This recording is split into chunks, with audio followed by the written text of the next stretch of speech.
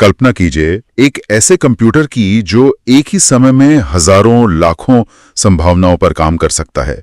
ये कोई science fiction film का सीन नहीं है, बल्कि क्वांटम कंप्यूटिंग की हकीकत है। आज हम इसी भविष्य की तकनीक की दुनिया में एक गहरी पड़ताल करने वाले हैं।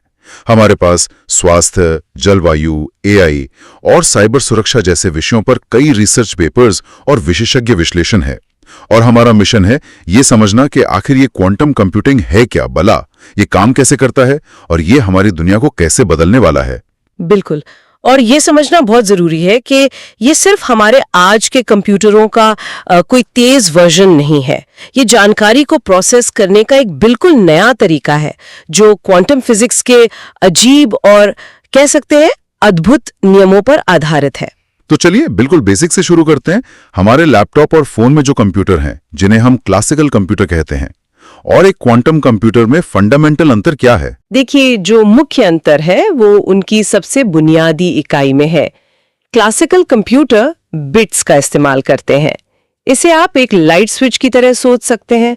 वो या तो ऑन है मतलब 1 या ऑफ है मतलब 0, बस। और ये एक समय में एक ही काम करता है, स्टेप बाय स्टेप। ठीक है, ऑन या ऑफ, 1 या 0, सीधा साधा हिसाब। तो फिर क्वांटम कंप्यूटर में क्या अलग है? क्वांटम कंप्यूटर इस्तेमाल करते हैं क्यूबिट्स का, यानी क्वांटम बिट्स। और यहीं से चीजें दिलचस्प हो जाती हैं। क्यूबिट्स 2 खास क्वांटम सिद्धांतों का इस्तेमाल करते हैं। पहला है सुपरपोजिशन। सुपरपोजिशन? हाँ, इसका मतलब है कि एक क्यूबिट सिर्फ 0 या 1 नहीं होता, वो एक ही समय में 0 और 1 दोनों हो सकता है, या उन दोनों के बीच की किसी भी अवस्था में। और इसी वजह से क्वांटम कंप्यूटर एक साथ कई सारी गणनाएं कर सकता है। एक मिनट, ये थोड़ा मुश्किल है समझना।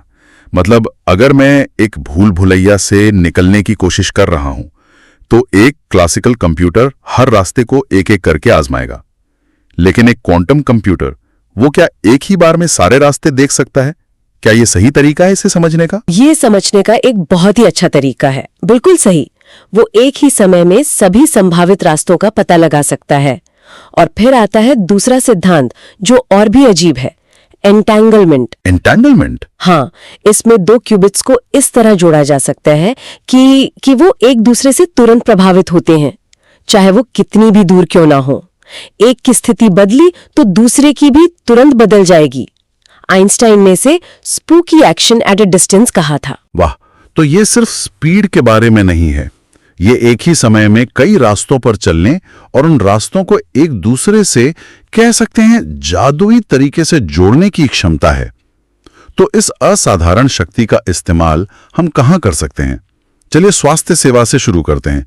यहां ये क्या बदलाव ला सकता है? स्वास्थ्य सेवा में तो ये पूरी बाजी ही पलट सकता है, खासकर दवा खोजने में। अभी नई दवा बनाने में मतलब सालों लग जाते हैं ये समझने में कि कोई नया मॉलिक्यूल किसी बीमारी पर कैसे काम करेगा। लेकिन क्वांटम कंप्यूटर मानव शरीर के अंदर के अणुओं और प्रोटीनों का एकदम सटीक सिमुलेशन कर सकते हैं। ये एक ऐसा काम है जो आज के सबसे शक्तिशाली सुपर कंप्यूटरों के लिए भी लगभग नामुमकिन है।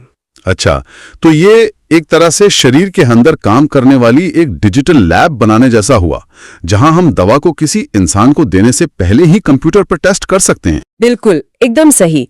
हम देख पाएंगे कि दवा शरीर में कैसे काम करेगी, उसके साइड इफेक्ट्स क्या हो सकते हैं और वो कितनी असरदार होगी। ये दवा खोजने की प्रक्रिया को जो सालों लंबी है उसे घटाकर महीनों में ला सकता है। और इससे भी आगे जाकर ये पर्सनलाइज्ड मेडिसिन का रास्ता खोलेगा। मतलब ऐसी दवाइयां जो किसी व्यक्ति के डीएनए के आधार पर सिर्फ उसी के लिए डिजाइन की जाएं। ये तो सचमुच जीवन बदलने वाली बात है। और अगर ये शरीर के अणुओं जैसी जटिल चीज की नकल कर सकता है तो क्या ये हमारे ग्रह की सबसे बड़ी जटिल प्रणाली यानी जलवायु को समझने में भी मदद कर सकता है? हाँ, बिल्कुल सही सोचा आपने। जलवायु परिवर्तन की समस्याएं बहुत ज्यादा जटिल होती हैं। क्वांटम सिमुलेशन हमें पहले से कहीं ज्यादा सटीक जलवायु मॉडल बनाने में मदद करेंगे। क्या इसका कोई ठोस उदाहरण हमारे पास, कोई आंकड़ा जो इसके असर को दिखाता हो? हाँ, हमारे सूत्रों में कुछ बहुत दिलचस्प आंकड़े हैं। 2024 के एक अध्ययन में कार्बन कैप्चर के लिए नई सामग्री डिजाइन करने के लिए क्वांटम सिमुलेशन का उपयोग किया गया और नतीजा, उन सामग्रियों की कार्बन सोखने की क्षमता में 40% का सुधार हुआ। 1 मिनट, 40%? ये तो बहुत बड़ा आंकड़ा है। इसका मतलब है कि हम ऐसी तकनीक बना सकते हैं जो प्रदूषण को सोखने में कई ज्यादा कुशल हो। ये सिर्फ एक थ्योरी नहीं, बल्कि क्लाइमेट चेंज से लड़ने का एक ठोस हथियार बन सकता है। बिल्कुल। और सुनिए, एक और अध्ययन में क्वांटम सपोर्ट वेक्टर मशीन नाम की एक तकनीक ने सैटेलाइट डेटा का उपयोग करके बाढ़ की भविष्यवाणी करने में 92% सटीकता हासिल की, जो मौजूदा तरीकों से 10% बेहतर है। ये रिन्यूएबल एनर्जी ग्रिड को ऑप्टिमाइज करने में भी मदद कर सकता है। अविश्वसनीय आंकड़े हैं। और अब आर्टिफिशियल इंटेलिजेंस की बात करते हैं। क्वांटम और एआई का मेल कैसा होगा? इन दोनों का मेल एआई को सिर्फ स्मार्ट नहीं, बल्कि ज्यादा सस्टेनेबल भी बनाएगा। देखिए, क्वांटम मॉडल को ट्रेन करने के लिए क्लासिकल मॉडल की तुलना में काफी कम पैरामीटर्स की जरूरत होती है। इसका मतलब है कि एआई को चलाने में कम ऊर्जा लगेगी, कम कंप्यूटिंग पावर लगेगी। ये तो एआई के कार्बन फुटप्रिंट के लिए बहुत अच्छी खबर है। एकदम सही। और एक और उभरता हुआ क्षेत्र है क्वांटम नेचुरल लैंग्वेज प्रोसेसिंग, यानी QNLP। सोचिए, क्लासिकल कंप्यूटर भाषा को 0 और 1 में देखता है, लेकिन QNLP जो है वो शब्दों के बीच के रिश्ते, उनके कई मतलब और यहाँ तक कि व्यंग को भी बेहतर समझ सकता है। ये किसी डिक्शनरी को पढ़ने और एक कविता को महसूस करने के बीच का अंतर है। ये अविश्वसनीय शक्ति मुझे इसके दूसरे पहलू के बारे में सोचने पर मजबूर करती है। अगर ये इतनी स्मार्ट है, तो क्या ये हमारे डिजिटल तालों को तोड़ने के लिए भी स्मार्ट है? मेरा मतलब है साइबर सुरक्षा। मैंने सुना है कि ये एक दोधारी तलवार है। कंप्यूटर एक बहुत बड़ा खतरा है। एक शक्तिशाली क्वांटम कंप्यूटर आज के सबसे मजबूत एन्क्रिप्शन जैसे RSA और ECC को तोड़ सकता है, और यही एन्क्रिप्शन हमारे बैंकिंग, सरकारी संचार, हमारे निजी डेटा, सबकी ऑनलाइन सुरक्षा की नींव है। तो मतलब हमारा सारा ऑनलाइन डेटा खतरे में है? एक बड़ा और कह सकते हैं तात्कालिक खतरा है हार्वेस्ट नाउ डिक्रिप्ट लेटर हमलों का, HNDL। इसमें हैकर्स आज एन्क्रिप्टेड डेटा को बड़ी मात्रा में चुरा कर स्टोर कर लेते हैं। वो जानते हैं कि वो इसे आज नहीं खोल सकते, लेकिन वो इस उम्मीद में है कि 10-15 साल बाद जब क्वांटम कंप्यूटर होंगे तब वो इस डेटा को डिक्रिप्ट कर लेंगे। लेकिन क्या ये डर थोड़ा बढ़ा चढ़ाकर नहीं बताया जा रहा? मतलब हम बात कर रहे हैं ऐसे कंप्यूटरों की जो शायद दशकों बाद बनेंगे। क्या आज ही इस HNDL से डरने की जरूरत है? 2016 में कनाडा से दक्षिण कोरिया जाने वाले इंटरनेट ट्रैफिक को रहस्यमयी तरीके से चीन की ओर मोड़ा जा था, और 2020 में गूगल, अमेज़न और फेसबुक जैसे बड़े नेटवर्क से डेटा को रूस की ओर रीडायरेक्ट किया गया। विशेषज्ञ मानते हैं कि ये डेटा हार्वेस्टिंग के शुरुआती प्रयास हो सकते हैं। ये सुनकर तो वाकई डर लगता है। मतलब आज चोरी किया गया डेटा 10 साल बाद किसी के हाथ लग सकता है। तो क्या हम इसके खिलाफ कुछ कर रहे हैं? कोई समाधान है? अच्छी खबर यह है कि समाधान भी तैयार किया जा रहा है। शोधकर्ता पोस्ट क्वांटम क्रिप्टोग्राफी यानी PQC विकसित कर रहे हैं। ये ऐसे नए एन्क्रिप्शन एल्गोरिदम हैं जिन्हें क्वांटम कंप्यूटर भी नहीं तोड़ सकते। अमेरिका की NIST जैसी संस्थाएं इन नए स्टैंडर्ड्स पर काम कर रही हैं, और अमेरिकी सरकार का लक्ष्य 2035 तक इस जोखिम को कम करना है। विशाली है। तो हम अपने रोज के जीवन में क्वांटम कंप्यूटर क्यों नहीं देख रहे हैं? इसकी राह में क्या बाधाएं हैं? इसकी कई बड़ी तकनीकी चुनौतियां हैं। सबसे बड़ी है डीकोहेरेंस। क्यूबिट्स बहुत बहुत नाजुक होते हैं। तो ये क्यूबिट्स एक तरह से बहुत ही शर्मीले कलाकार हैं।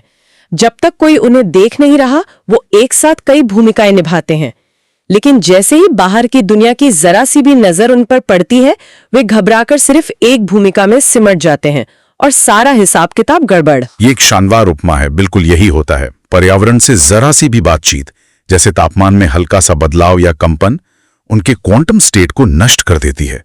इससे गणना में गलतियां आ जाती हैं। और यहीं पर दूसरी बड़ी चुनौती आती है, एरर करेक्शन। इन गलतियों को ठीक करना बेहद जटिल है। और इन्हें बनाने और चलाने का जो इंफ्रास्ट्रक्चर है वो भी काफी जटिल होगा, है ना? हाँ, ये तीसरी चुनौती है, स्केलेबिलिटी और इंफ्रास्ट्रक्चर। क्वांटम कंप्यूटर बनाना और चलाना बहुत महंगा है। उन्हें एब्सोल्यूट जीरो यानी -273 डिग्री सेल्सियस के करीब के तापमान पर ठंडा रखना पड़ता है, जो बाहरी अंतरिक्ष से भी ज्यादा ठंडा है। इसीलिए हम अभी नॉइजी इंटरमीडिएट स्केल क्वांटम या NISQ के दौर में हैं। मतलब हमारे पास ऐसे कंप्यूटर हैं जो कुछ काम कर सकते हैं, लेकिन उनमें बहुत सारी गलतियां, बहुत नॉइस है। पूरी तरह से फॉल्ट टॉलरेंट सिस्टम शायद 2035 के बाद ही हकीकत बनेंगे। तकनीकी चुनौतियों के अलावा क्या कोई नैतिक चिंताएं भी हैं? बिल्कुल। दो प्रमुख चिंताएं हैं। पहली तो प्राइवेसी है। जैसा हमने बात की, अगर मौजूदा एन्क्रिप्शन टूट जाता है तो हमारे संवेदनशील व्यक्तिगत, वित्तीय और सरकारी डेटा का क्या होगा? और दूसरी चिंता? दूसरी चिंता है डिजिटल डिवाइड का और गहराना। क्वांटम तकनीक में निवेश मुख्य रूप से कुछ ही विकसित देशों में हो रहा है। इससे अमीर और गरीब देशों के बीच की तकनीकी खाई और भी बढ़ सकती है। तो इसका कुल मतलब क्या निकलता है? आज की बातचीत से ये साफ है कि क्वांटम कंप्यूटिंग हमारे लैपटॉप या फोन की जगह नहीं लेने वाला। ये उन बड़ी जटिल समस्याओं को हल करने के लिए एक विशेष उपकरण है जो आज हमारी पहुंच से बाहर है। चाहे वो नई दवाएं बनाना हो, जलवायु परिवर्तन को समझना हो या एआई की अगली पीढ़ी का निर्माण करना हो। बिल्कुल। इसे बिजली या इंटरनेट की तरह सोचिए। जब वे पहली बार आए थे तो किसी ने कल्पना नहीं की थी कि वो हमारे समाज को कितनी गहराई से बदल देंगे। शायद तब लोग सोचते थे कि बिजली सिर्फ बल्ब जलाने के काम आएगी। क्वांटम कंप्यूटिंग का प्रभाव भी अगले कुछ दशकों में धीरे धीरे सामने आएगा, लेकिन ये उतना ही गहरा और परिवर्तनकारी होगा। और यहाँ एक विचार के साथ विदा लेते हैं। हमने सुना कि क्वांटम कंप्यूटर अणुओं और जलवायु का अनुकरण कर सकते हैं, लेकिन तब क्या होगा जब वे हमारे ज्ञात सबसे जटिल सिस्टम यानी मानव मस्तिष्क का सटीक अनुकरण करने में सक्षम हो जाएंगे? क्या क्वांटम एआई चेतना के एक नए रूप को जन्म दे सकता है? और वहां पहुंचने से पहले हमें कौन सी नैतिक सीमाएं खींचनी होंगी?